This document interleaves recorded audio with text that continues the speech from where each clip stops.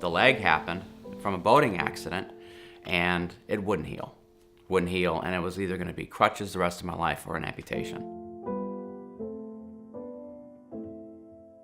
Eye issues, diabetic retinopathy.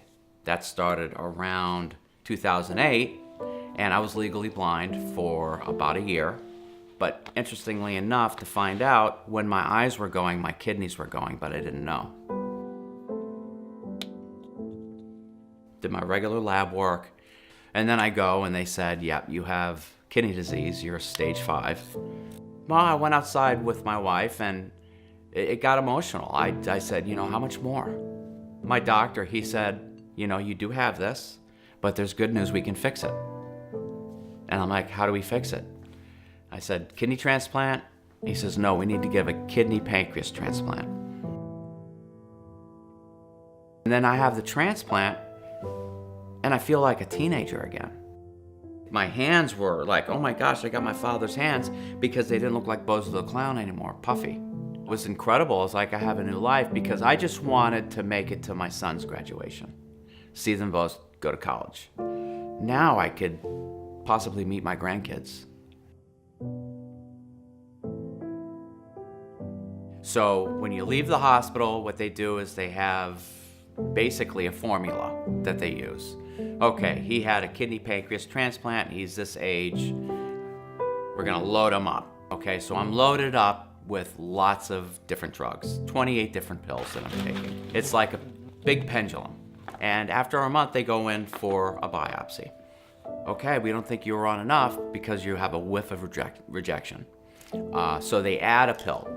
And they also add infusions of the same drug, which I go through, which is just extremely caustic, weepy 1 minute, and wanting to put my hand through a wall the next minute. They find after another biopsy that I'm not in rejection, but I'm still on all of these meds. They have to prescribe other pills to stabilize my mood. So I'm on all of this medicine and things seem to be okay. So it was like the beginning of our life. And then she got sick out of nowhere. So she had this little lump on her neck, and the doctor called.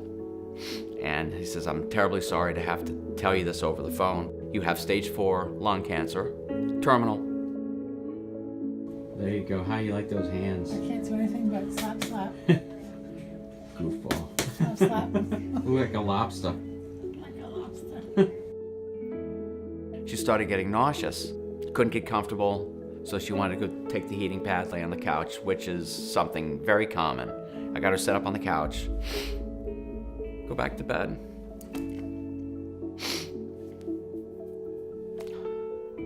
So her iPhone alarm starts going off about 5. So I kept hearing her alarm go off, go off. So I say, Renee, and I didn't hear her, so I get up. And then I turned, and she was on the floor.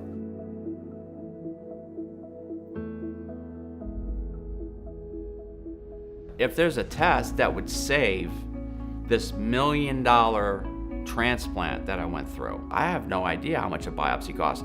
They gave me 8. But if they had a test that they could do that would see what was happening, I could have just been with Renee. Like when the doctor first told me. Of course, it's chasing after the fact. I knew, watching my labs, that something was going on back in July. And then in October, they do a biopsy and tell me I have the BK. What if they could have caught it in June when Renee was starting this, and I could have been focused on her 100%, even though I tried to. I still had to worry about taking care of this, and my health so that I could be healthy. I was praying every night, God, keep me healthy so that I can take care of my wife. And it was like I couldn't even do that. If I could have one more day, I would have had months.